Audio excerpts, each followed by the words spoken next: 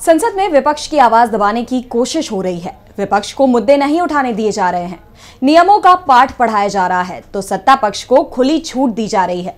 18वीं लोकसभा की शुरुआत में ही साफ हो गया कि मोदी सरकार बेहद दबाव में है। एक तरफ विपक्ष का मनोबल आसमान पर है, तो सरकार की मुसीबत बढ़ती दिख रही है। तो कैसे विपक्ष की आवाज को दबाने की कोशिश में जुटा सत्ता पक्ष, देखिए ये रिपोर्ट। संसद में इस बार विपक्ष का जोश हाई है, मनोबल बढ़ा हुआ है। मोदी सरकार की असफलताओं का पूरा पिटारा उसके पास है, तो दूसरी तरफ सरकार घबराई दिखाई दे रही है। आज लोकसभा और राज्यसभा दोनों ही जगह एक जैसा नजारा देखने को मिला। विपक्ष के नेता जब नीट का मुद्दा उठाने के लिए खड़े हुए तो उनके माइक खामोश हो गए। विपक्ष की तरफ से क्या बोला जा रहा है सुनाई ही नहीं दे रहा था। राहुल गांधी तो अपनी बात कुछ देर के लिए लोकसभा में रखने में कामयाब हुए। उन्होंने नीट पर चर्चा की मांग की।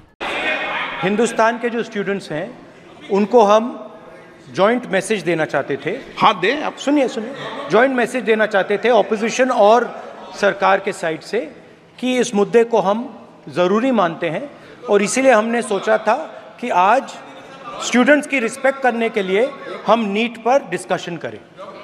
ठीक है, आप डेडिकेटेड डिस्कशन। अब बात यह है कि दो फोर्सेस हैं, एक तरफ नहीं माने प्लीज।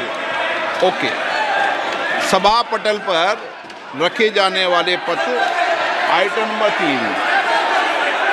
राहुल इसके आगे नहीं बोल पाए क्योंकि उनका माइक बंद हो गया। राज्यसभा में तो विपक्ष को यह मौका भी नहीं दिया गया। विपक्ष के नेता मल्लिकार्जुन खड़गे ने नीट का मुद्दा उठाया तो उनका माइक बंद हो गया।